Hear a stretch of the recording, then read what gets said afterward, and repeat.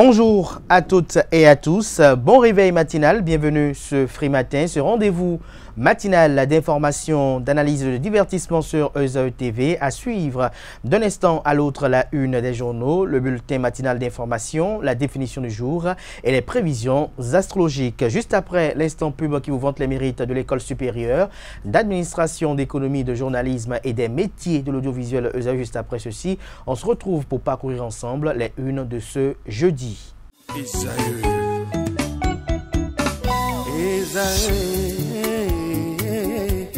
Vous recherchez une école de référence pour une double formation universitaire et professionnelle de qualité? Voici l'opportunité à ne pas rater. L'École supérieure d'administration, d'économie, de journalisme et des métiers de l'audiovisuel ESAE vous offre des programmes d'enseignement en licence et en master orientés vers l'emploi qui font d'elle une référence à travers les filières de l'administration générale et territoriale, l'administration du travail et de la sécurité sociale, droit, diplomatie et relations internationales, administration hospitalière, universitaire et intendance, journalisme et métiers de l'audiovisuel et toutes les filières des sciences de gestion. Une seule adresse, www.esae.bj.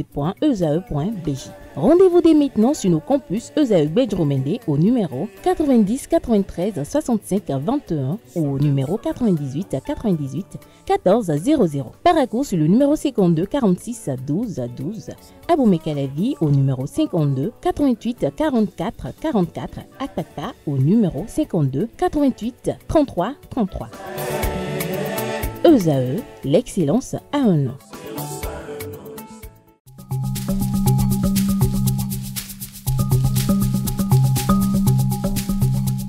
L'ARCEP Bénin communique. Chers abonnés des réseaux de téléphonie, l'ARCEP Bénin vous informe qu'à partir du 30 novembre 2024, les numéros de téléphone au Bénin passeront de 8 à 10 chiffres. Pour compter de cette date, vous êtes invité à observer les comportements ci-après. Pour tout usage, précédez de 01 le numéro habituel quel que soit le réseau. Mettre à jour les numéros associés à tous vos comptes sur les plateformes et tout support de communication. L'ARCEP Bénin vous rassure que ce changement n'entraîne aucun frais à payer par les abonnés.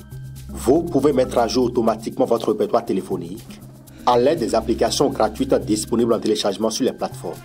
Appelez gratuitement le 131 ou le service client de votre opérateur pour tout renseignement complémentaire.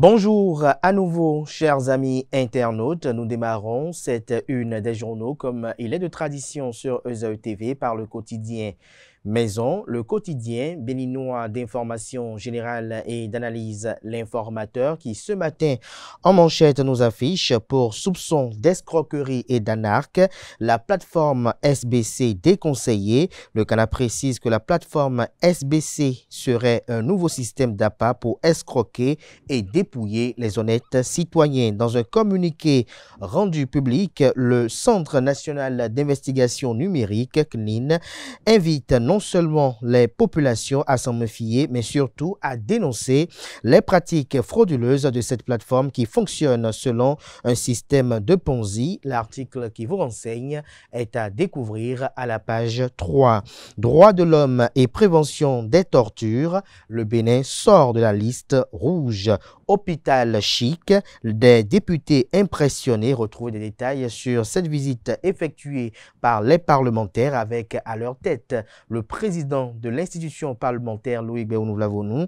L'article qui vous renseigne sur cette action salvatrice est à lire en page 6.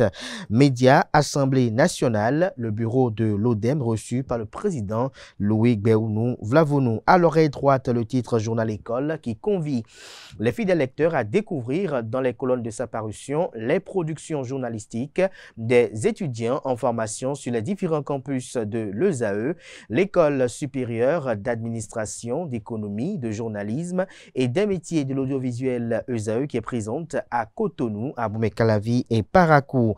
La Nation en manchette parle d'offres publiques de vente d'une partie des actions de la BASF 2IC.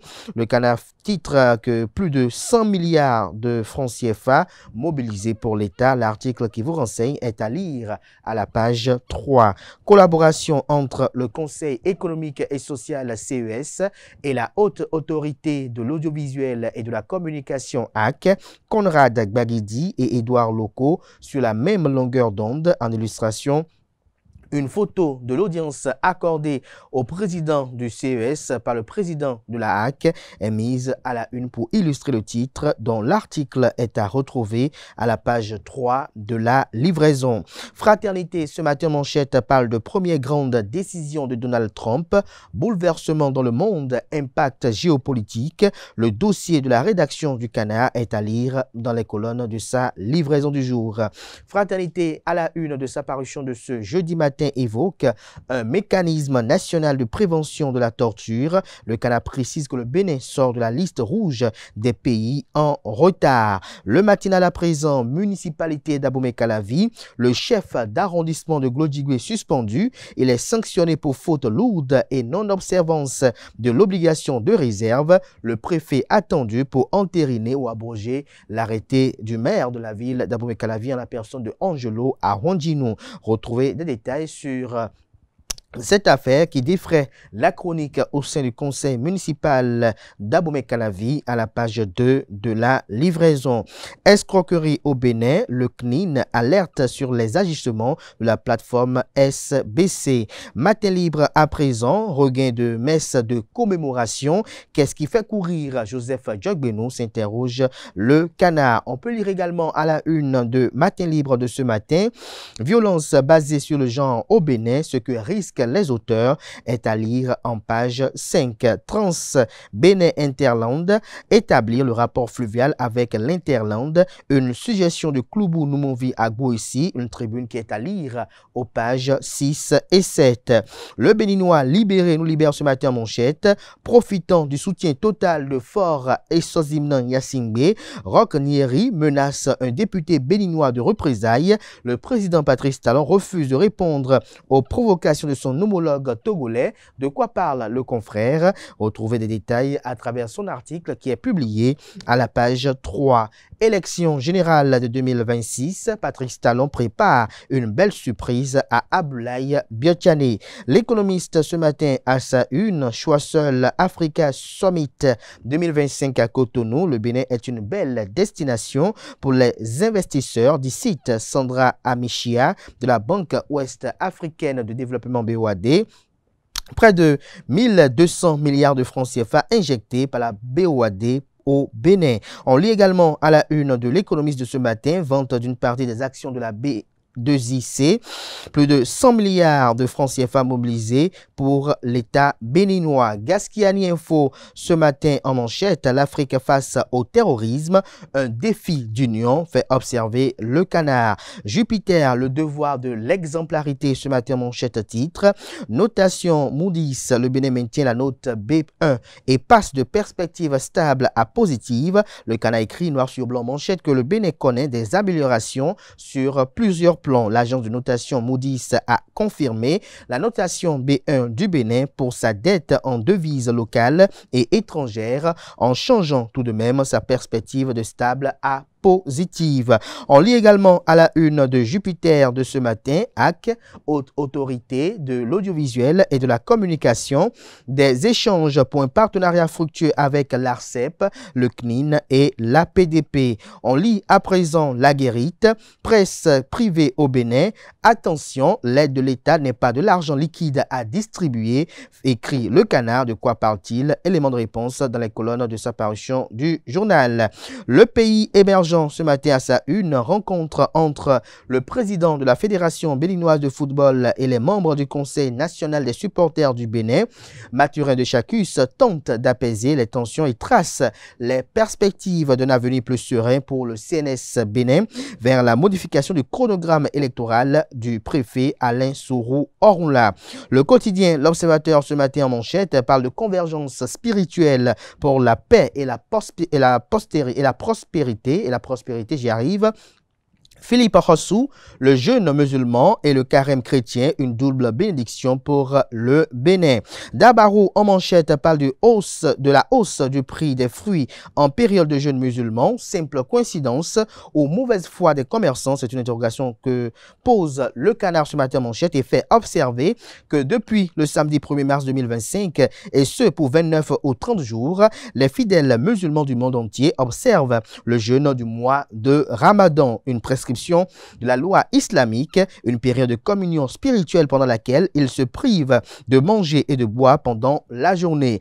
Ainsi, l'un des aliments dont la consommation est fortement recommandée aux musulmans pendant cette période et surtout à la rupture est le fruit. Malheureusement au Bénin, surtout à Cotonou, les fidèles musulmans devront encore faire face à la hausse du prix des fruits sur le marché.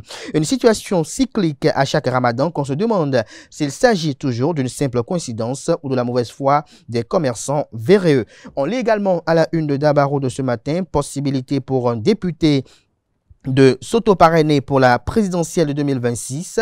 Richard Boni Ouourou invite à une relecture du code électoral. Décryptage info ce matin à sa une parle de succès à Porto Novo. Hippolyte Arandemé attendu dans plusieurs régions du Bénin, de quoi parle le Canard. Élément de réponse dans les colonnes de sa parution. On lit l'autre quotidien pour finir ce matin. Discrimination dans les frais de mission des agents de l'État. La CGTB s'insurge contre l'injustice flagrante faite à la catégorie des conducteurs de véhicules administratifs que dénonce la centrale syndicale. Élément de réponse en page 3. Tribune libre, Yves Kouaro-Chabi, un destin de vie à moitié accompli. La dite tribune est à lire à la page 5 de la livraison. Ce sera tout pour la présentation de quelques titres parus ce jour dans la presse locale. Merci de votre attention.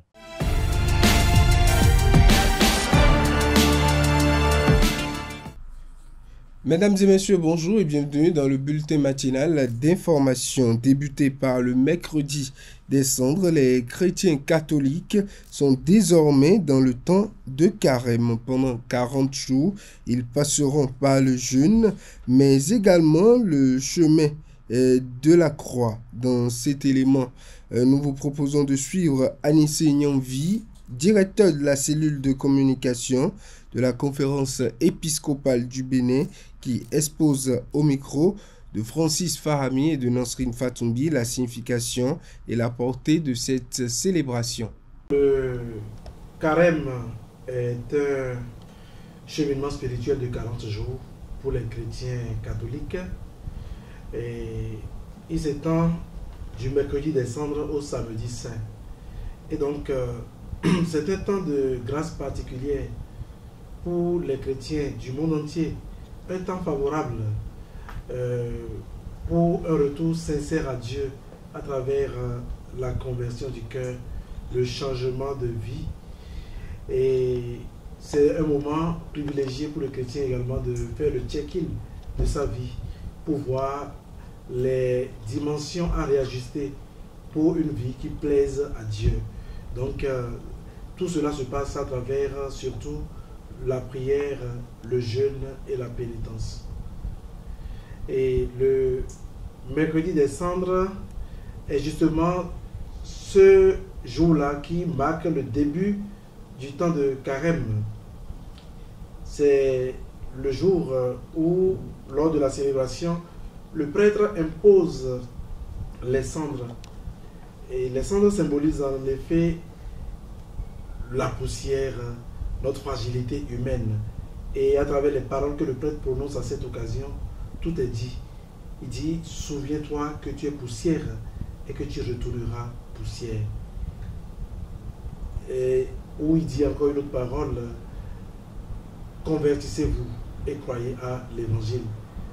À travers l'une ou l'autre version des paroles prononcées, nous voyons clairement ce que signifie donc ce temps que nous amorçons.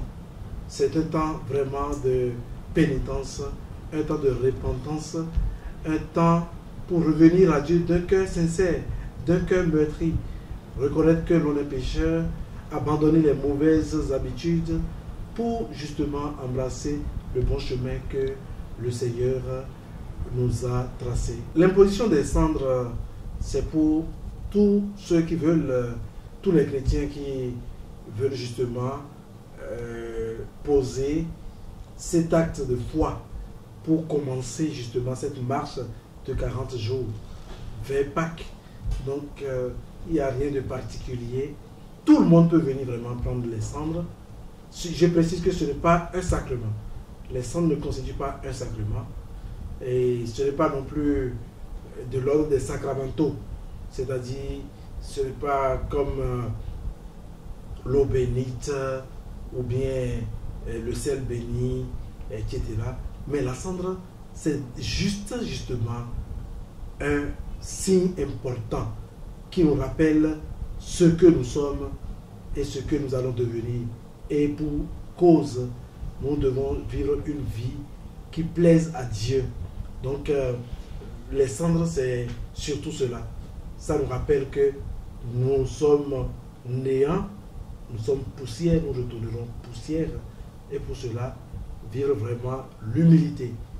Éviter les pièges de l'orgueil, éviter tout ce qui peut salir notre âme de façon permanente et vivre vraiment en présence de Dieu.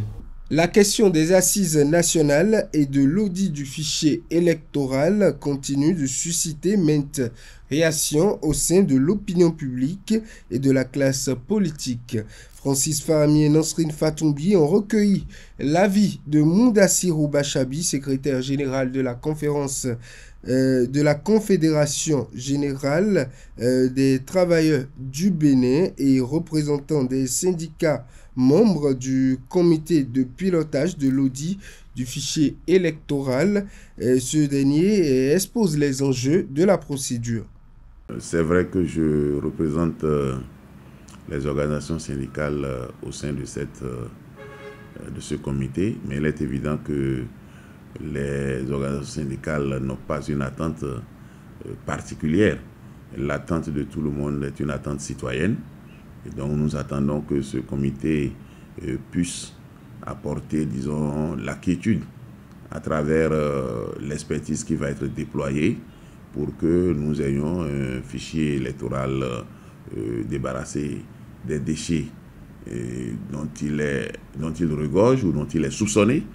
Mais ce qui est important pour nous, c'est que nous puissions disposer à l'issue de cet exercice-là d'une liste qui sera extraite et que cette liste-là soit, disons, la moins polémique possible pour que l'on ait l'assurance que nous avons fait une consultation et que les personnes qui devraient, disons, exprimer leur suffrage figurent sur la liste et que les lieux retenus pour que ces suffrages soient exprimés ne soient pas des lieux, disons, assez distants du lieu habituel de résidence des intéressés. Bref, que nous ayons une liste électorale à la fin, disons après septembre, une liste électorale qui va être, disons, assez limpide, assez claire pour permettre à chacun de se sentir à l'aise. Cela dit, il n'y aura jamais de fichier électoral sans déchets, il n'y aura jamais de liste électorale irréprochable, mais ce que nous recherchons, c'est que nous ayons une liste qui soit plus proche de la réalité, une liste qui exprime de façon plus sincère, disons, le suffrage au soir des élections. Donc voilà un peu, et vous avez fait allusion à la rencontre avec le chef de l'État, c'est à sa demande que nous sommes rendus au palais, donc c'est lui qui a voulu nous rencontrer. Vous n'êtes pas sans savoir que le Conseil des ministres a décidé de mettre à la disposition du comité le budget nécessaire pour le travail. Et il est tout à fait normal en tant que président de la République qu'il continue de nous rassurer, étant donné la polémique que cela suscite, bien que ce soit une mission citoyenne. Vous savez, tous les citoyens n'ont pas la même lecture de cette mission. Et lui, en tant que garant de la tranquillité, garant, disons, de la paix, garant donc de la sincérité également de l'application des tests, il était normal qu'il nous rassure sur sa volonté d'aller jusqu'au bout et sa volonté également de nous accompagner, quelles que soient les difficultés que nous aurons. Et je crois que c'est ce qu'il a fait et ça ne fait que motiver toute l'équipe, comme je l'ai dit. Et là où nous sommes, nous ne représentons aucune entité. Nous sommes tous déjà une équipe Et cette équipe-là reste une équipe citoyenne dans le cadre d'une mission citoyenne. Et je crois que c'est après cette mission-là que chaque entité reprendra, disons, sa liberté et sa liberté d'appartenance. Cette occasion a été également celle pour discuter du budget mobilisé pour cet exercice. Suivons-le. Le budget du comité n'est pas un budget fétiche. Le porte-parole du gouvernement, quand il a pris la parole, il a livré le contenu du budget et tout le monde sait désormais à quoi le budget va servir. Et donc, il n'est pas possible d'avoir un budget comme celui-là et de ne pas faire la mission. Parce que d'abord, la mission est essentiellement technique. Donc, vous devez comprendre que ce n'est pas des ressources destinées exclusivement aux membres du comité pour leur engagement citoyen, pour ce qu'ils vont faire pour accompagner, mais les ressources sont prioritairement destinées à acheter l'expertise nécessaire pour regarder de près si notre dispositif génère les informations crédibles. Donc, il ne s'agit pas d'aller fouiller une liste, mais il s'agit de regarder un peu l'arsenal technique qui est mis en place pour générer les informations dont nous avons besoin. C'est juste pour voir si cet arsenal-là génère techniquement des informations fiables. Et il n'y a que des expertises qui vont le faire. Et ces expertises-là ne sont pas à l'intérieur du comité.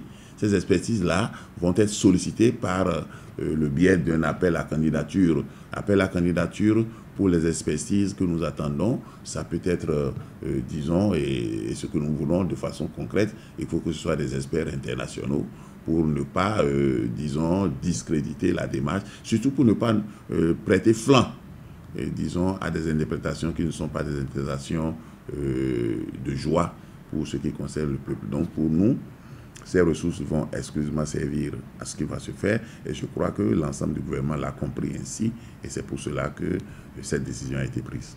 Une délégation gouvernementale conduite par le ministre de l'Intérieur et de la Sécurité publique, Alassane Seydou, s'est rendue le mardi 4 mars 2025 au domicile de la famille de l'ancien préfet du Zou, Aimé Firmin Couton, décédé le 25 février dernier, pour lui présenter les condoléances officielles de l'État. Après la signature du livre de condoléances, le ministre de l'Intérieur a salué la mémoire de l'illustre disparu. Il a souligné son engagement et sa valeur en tant que serviteur de l'État, précisant que son départ laissait un vide important dans l'administration béninoise.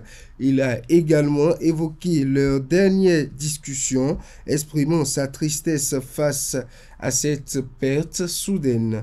Les deux ministres ont réaffirmé l'engagement du gouvernement à soutenir la famille du défunt dans ces moments difficiles. Des mesures concrètes seront prises pour assurer le soutien lors des obsèques.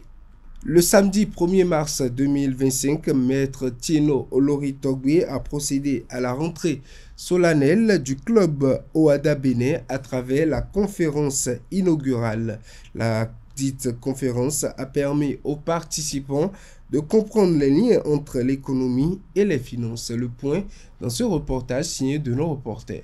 Rentrée solennelle du club OADA Bénin. Le Creuset a démarré ses activités avec une leçon inaugurale sur le terme « Au-delà des règles juridiques, les réalités économiques pour un droit des affaires plus efficace ». Pour ce premier acte, le choix du conférencier a été porté sur Maître Tieno Olori Togbe. Lorsque nous avions décidé au sein du club que nous allons organiser cette rentrée sur ce thème, ça n'a pas été tout le monde difficile pour nous de choisir notre conférencier.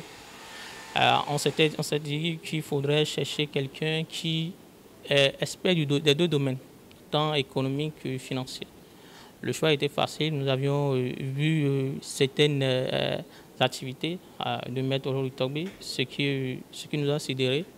Il a été financier avant de devenir juriste, donc il peut véritablement parler de ça. Le conférencier a partagé son expertise avec les jeunes apprenants. Les rouages de l'économie, des finances et bien d'autres aspects ont été abordés. Nous avons abordé avec les participants des questions liées à la rigidité de certaines normes juridiques et à l'adaptation de ces normes juridiques et comment le législateur OHADA ainsi que les praticiens du droit OHADA peuvent faire évoluer leurs pratiques pour que les entreprises soient dans un contexte favorable pour leur évolution, pour le développement de leurs affaires. Donc essentiellement, c'est l'activité que nous avons menée aujourd'hui. Cette activité a été menée en collaboration avec la fondation que j'ai le plaisir de présider, qui est spécialisée dans l'éducation, qui fournit un certain nombre d'accompagnements en faveur de la scolarité des plus jeunes, mais également des missions de mentorat pour les jeunes adultes, pour les jeunes professionnels et du renforcement de capacités dans différents domaines. Pour les étudiants, cette séance a été une mine de savoir. Maître Tieno Olori-Togbe, à travers la fondation Olori-Togbe, fidèle à sa cause, n'hésite pas à se mettre au service du public pour le mieux-être du milieu éducatif. Le président de la République française, Emmanuel Macron, s'est exprimé hier mercredi pendant une quinzaine de minutes sur la guerre en Ukraine. L'occasion pour le président de revenir sur les dernières actualités autour de ce conflit. Il a notamment abordé la question de l'investissement économique de la France au profit de la sécurité européenne et aussi sa volonté de mieux armer le vieux continent. On résume son intervention dans les capsules vidéo que nous allons vous proposer de suivre dans nos prochaines éditions. C'est tout pour le bulletin matinal d'information. Merci à vous, Anaël Vianedou, pour votre présentation du bulletin matinal d'information. On retrouve à 19h, si tout va bien, Billy Gaïlaïbi pour la grande édition du journal télévisé sur EZAU TV. À présent, on installe, pour ne pas dire on suit, pour être plus précis, comme l'on Kanté Amoussou pour sa présentation de la définition du jour, notamment l'expression « les carottes sont cuites ».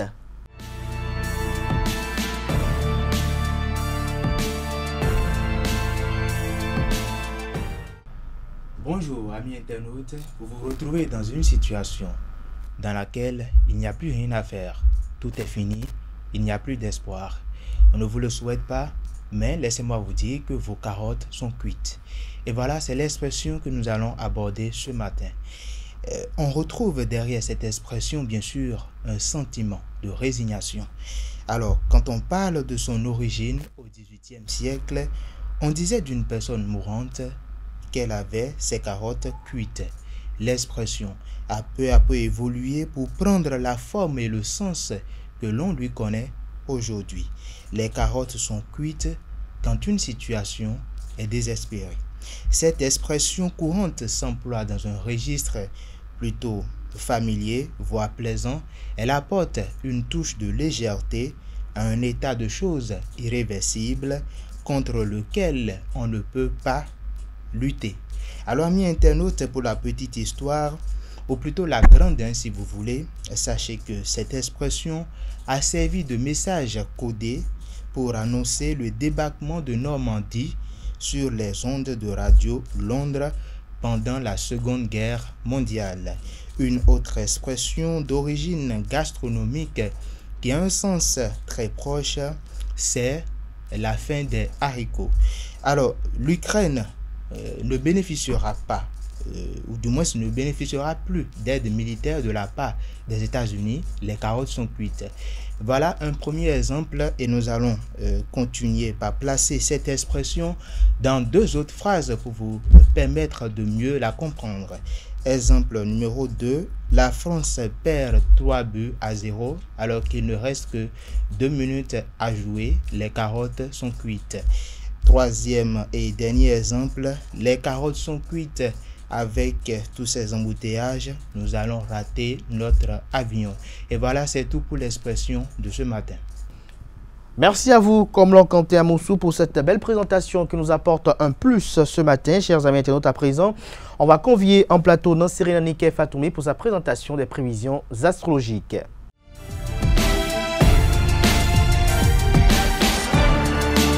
Amis de la rubrique Soit bonjour et bienvenue Bélier. Vos réflexions vont dans le bon sens aujourd'hui. Profitez-en pour faire les démarches que vous redoutez depuis quelque temps. Chers taureaux, aujourd'hui la chance sera avec vous. Faites toutes vos démarches en étant le plus prévoyant que possible.